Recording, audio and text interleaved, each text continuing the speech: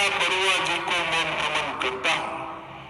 मित्रों, आज का ये कार्यक्रम है तो 270 करोड़ रुपए का लागत वाला कार्यक्रम। जिस प्रकार के मोदी जी के नेतृत्व में, हेमंत विश्व शर्मा जी के नेतृत्व में विकास हो रहा है, उसमें 260 करोड़ का कार्यक्रम कोई बड़ी बात नहीं है। आसाम के अंदर मोदी जी ने 15 लाख करोड़ के विकास के काम कराए हैं। 15 लाख करोड़।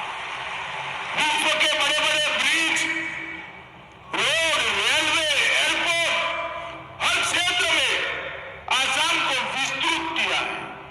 बहुत लिबरेटिव, आकर्षक औद्योगिक नीति लाकर, मेरी बात आसाम वालों याद रखना, अगले 5 साल में आसाम पूर्व भारत और पूर्वोत्तर का इंडस्ट्रियल हब बनने जा रहा है। इंडस्ट्रियल हब बनने जा रहा है। ये सबके कंपैरिजन में 270 करोड़ रुपए का एक कार्यक्रम, 174 बीघा जमीन का एक कार्यक्रम बहुत छोटा है, परंतु इसका बहुत बड़ा महत्व है।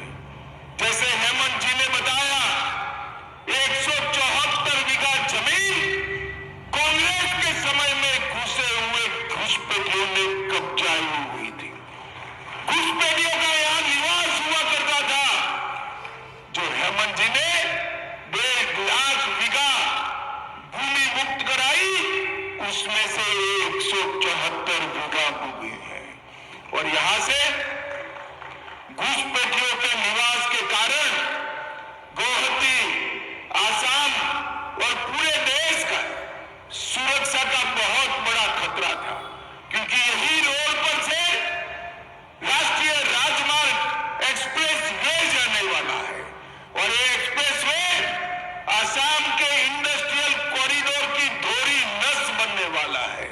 और एक्सप्रेस वे के मुहाने पर एक घुसपैठियों का निवास आसाम के विकास के लिए बहुत बड़ी चैलेंज हुआ करता था। और आज मुझे बहुत आनंद है कि जहां से सुरक्षा का चैलेंज हो रहा था, वही जगह पर सुरक्षा को चैलेंज को समाप्त करने वाली आसाम की 10वीं बटालियन का स्थापना होगा।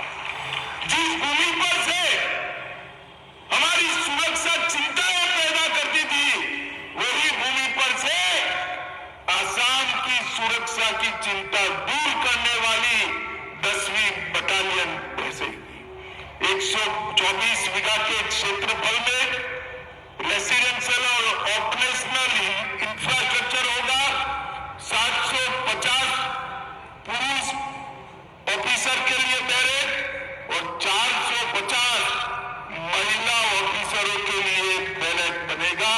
एक छोटा सा अस्पताल भी बनेगा, ट्रेनिंग सेंटर भी बनेगा, फायरिंग रेंज भी बनेगा, टेक्निकल अभ्यास क्षेत्र भी बनेगा, आधुनिक निगरानी केंद्र भी बनेगा। और सबसे बड़ी बात, आसाम के पुलिस के लिए